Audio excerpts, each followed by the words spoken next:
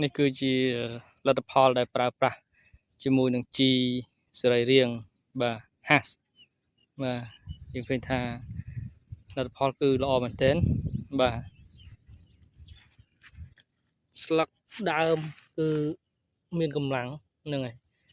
គឺមើលទៅឡើងថ្កូលបដ ாய் ណាបាទពិតជាលទ្ធផលគួរជាទីគាប់ចិត្តនេះគឺការផ្លាស់ប្ដូរលើកទី1ទេដែលយើងបដូរពីប្រើជីគីមីយើងមកប្រើជាមួយនឹងជីសរីរាង្គហើយតទៅយើងនឹងអាចកាត់បន្ថយជីគីមីបានបាទលើកទី1គឺយើងលាយជាមួយរ៉េខ្លះហ្នឹងហើយលាយជាមួយរ៉េខ្លះយើងឃើញថាការប្រើប្រាស់ហើយគឺល្អមែនទែន